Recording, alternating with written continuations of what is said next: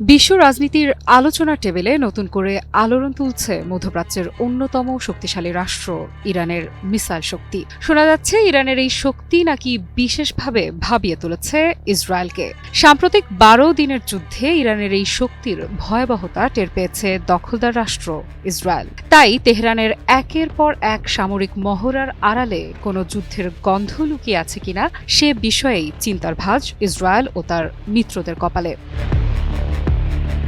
Iran স্পষ্টভাবে জানিয়ে দিয়েছে নিজেদের মিসাইল প্রোগ্রাম নিয়ে কোনো ধরনের আলোচনা তারা করবে না। তেহরানের ভাষ্য অনুযায়ী এই কর্মসূচি পুরোপুরি প্রতিরক্ষামূলক এবং বিদেশি আগ্রাসন ঠেকানোর জন্যই এটি গড়ে তোলা হয়েছে।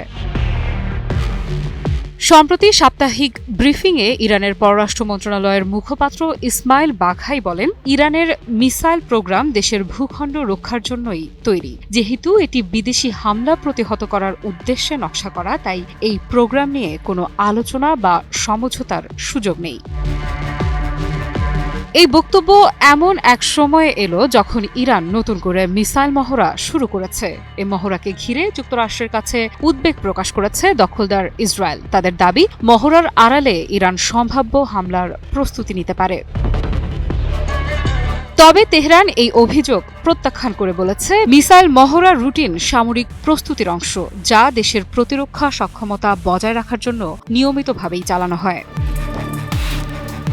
সম্প্রতি ইরান ও দখলদার ইসরায়েলের মধ্যে সরাসরি সংঘাত পরিস্থিতি আরও সংবেদনশীল করে তুলেছে। গত জুনে দুই পক্ষের মধ্যে শুরু হওয়া যুদ্ধ ১২ দিন স্থায়ী হয়েছিল।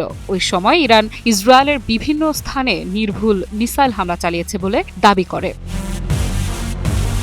এই অভিজ্ঞতার পর থেকেই ইসরায়েল ইরানের মিসাইল ও পারমাণবিক কর্মসূচিকে নিজেদের জাতীয় নিরাপত্তার জন্য সবচেয়ে বড় হুমকি হিসেবে বিবেচনা করছে। অন্যদিকে ইরান বলছে, আঞ্চলিক বাস্তবতা ও বারবার হুমকির মুখে পড়ার কারণেই শক্তিশালী প্রতিরক্ষা ব্যবস্থা গড়ে তোলা তাদের জন্য অপরিহার্য।